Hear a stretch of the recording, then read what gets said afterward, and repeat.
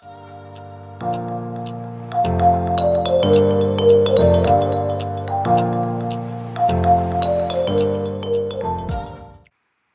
you guys, so I forgot to post this video last year and I was like, oh my gosh, I have to post it now because of course we're getting into a new school year and I feel like these fidget toys would be such a great counseling tool to have just in case when you're dealing with students that have ADHD or dealing with disorders that's similar to it. So I hope you guys enjoy.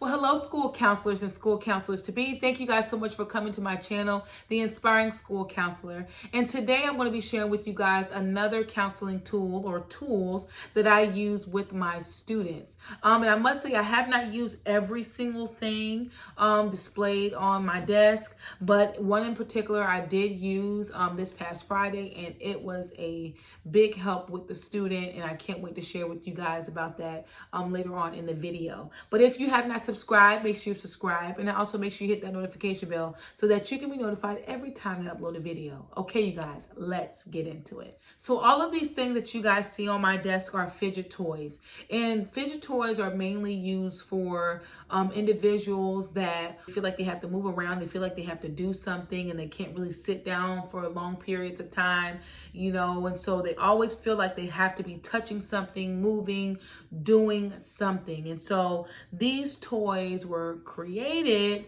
for the most part to help with those individuals that might feel like they always have to move, so that it can help center them and hopefully, you know, calm those urges that they may feel. I was very intentional with buying these items for my students because I know that I have plenty of students that feel like they always have to move around, they always have to do something. If it's ever a time that I come across a student that we tried everything else and that's not working, and I wanted to provide one of these items, at least I had them ready at hand to give it to the student. But there are different items that you guys see here. So I'm just going to walk through these items with you guys, and then we'll get into the ones that I actually use. So the first item I'm going to show you guys is this right here. And I actually have something like this in my calm down corner. If you guys watched my video from before, you guys will see how I showed you all the different things that's in my calm corner. But this is just a very soothing thing just to have, and it can kind of center the student. Now, this can be a distraction to other students. So it's just, you gotta just know which items you want to use and which items you don't want to use. But anytime a student comes in my room, I actually have something that's similar to this, that's like I said, in my calm corner, and they love to just grab it and just look at it, and it just helps calm them down.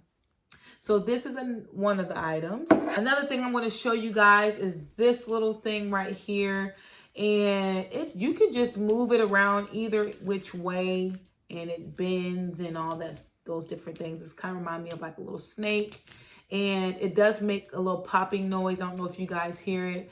So this is probably not an item that I would choose to give to a student during a class because it can be distracting. But if it is that they're coming in my room and they just need to get all their energy out, this might be a toy that I will bring out for them. Another item I want to show you guys is this. Now this is more of a sound. I don't know if you guys can see it. I'm trying to get as close as I can. But I don't really know what this thing is called. But I mean, it just gives the child an opportunity to just have their hands moving and doing something. The other one I want to show you guys is just this little remote control. So you have like a little, I don't know if you guys see it, that little thing, something, buttons right here, little things that they can rub their hands across and push, even on the back. So that's another thing. And it actually came with a little chain on it so that the child can have it around their wrist. And then you have like this. It's like little peas in there, and they can kind of just play with them and pull them and squeeze it. This is another item, and it has like a little ball in it, and you can kind of just try to put the ball. And this is not distracting either. It doesn't make no noise or anything like that. And like I said, they can easily discreetly have it in their hands. Another thing that I want to show you guys, and now this doesn't make any noise or anything, but it can be distracting, and it might not be an item that you want to use in the classroom. However, if it is that you're doing individual counseling with a student and they just need to be touching something or moving around, you can let them have this in their hand and you can talk to them about it. But this is just something that you can squeeze and all these little bubble things come up. It's kind of strange. For some reason, it reminds me of a frog, but yeah. So that's another little item. If you guys can hear that, obviously it makes a considerable amount of noise, and this can also be distracting. So you just have to kind of go with the flow when it is that you're wanting to give your student one of these items. You just have to make sure you kind of just, monitor and decipher which one is the best thing to use. Then you have like this Rubik's Cube that they can play around with. Now, this is a puzzle-like thing. And guys, I'm still trying to figure this thing out. Like if you push on something, let me show you guys. I don't know if I can. If you push in on something, something will pop out, and it does a lot of other things. And so I really don't know how to do this, so I'm not even. And this, on each face, it has like its own little thing. And this makes noise too. Not like noise like a siren or anything like that. But it's just when you start pulling on the different items that you can hear it. If you guys can hear, like buttons is on this side. Some other things, something that you can pull. And I'm trying to show you guys. I'll probably do a close-up later on in the video. But that's another little thing that they can have and play with or use as well. And the last thing I'm going to show you guys is this squishy ball. I know them as stress relievers, like stress balls. You can just squeeze down and release. So, and this is the thing that I used this past Friday with the first grader. On Fridays, I think I shared with you guys before, but on Fridays is like our virtual days for majority of the school. But we do small groups where there are certain kids that can come into the school that are low in their academics. And so they get extra help to hopefully bring them up to speed and where they need to be. And so this particular day, this past Friday, I had a student that was giving the teacher a hard time, didn't want to do the work. The teacher actually called me and was like, Miss Bird, can you please talk to this particular student? He's being very disrespectful. He's not wanting to do his work. Like there's things like going on. And so I'm like, okay, yeah, I'm going to be right over. And so I go over to the classroom, and I didn't want to go in there, but I kind of just want to point. I point to the student, and I have a good relationship with this student. I see this student during lunch duty. We talk and all that stuff, but he would not come. And I'm just like, okay. So I walked towards him, and I was like, hey, honey, come with me with Miss Bird. We're just going to go to my room really quick. And he did not want to come. So I'm just like, okay. While she's teaching, I'm still trying to talk to him. And then I finally was just like, honey, we all need a break. And I feel like you just need a break. And it's okay to have a break sometimes. And I just began to say, when we go to my room, we're just going to have a break. I'm just going to have you just not have to worry about doing your work right now. You're just going to come, and we're just going to, talk in my room. And as soon as I said that, he was like, okay, let's go. So I pulled him up to my room, and we actually went to the calm corner. Instead of me having him pick a station, I was just like, you know what, honey, we're just going to go to the calm corner this time. And so we went to the calm corner. He sat inside my little tent, and I just talked to him. And I was just like, what's going on? What's happening? And I heard that you were just having a tough time. And so that's when he began to open up to me and let me know that he just feels like his brain is hurting.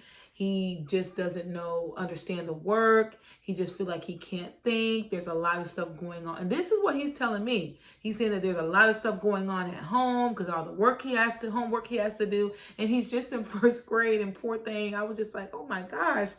And so when he's telling me all these things, I'm just like, okay.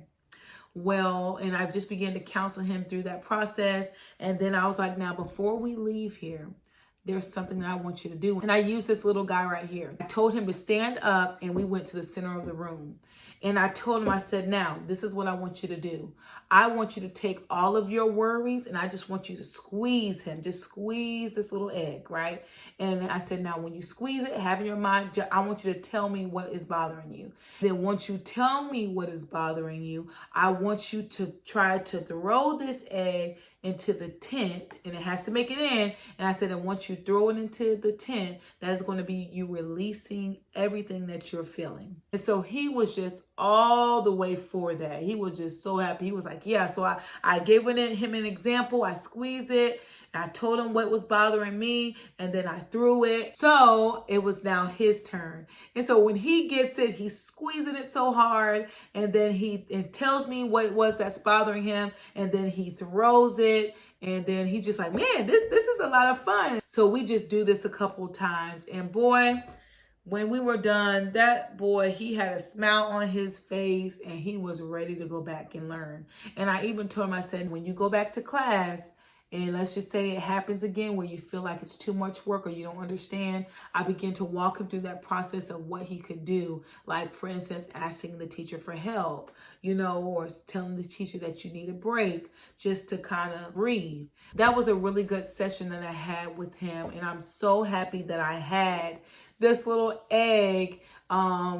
I call it an egg, y'all. I really don't know what this thing is called, but I was so happy that I had this little guy that I was able to use it as a counseling tool and for the student to actually benefit from it. So that is one of the ways that I have used at least one of the items here, and I can't wait to use many more of the items in the future to come. I hope you guys enjoyed this video. I thank you guys so much for your time. And do you use any of these items? Have these items helped you out in any way with your students? Please let me know down in the comments below. Thank you guys so much for your time. If you have not subscribed, make sure you subscribe. And also make sure you hit that notification bell so that you can be notified every time I upload a video. Okay, you guys, I'll see you next time.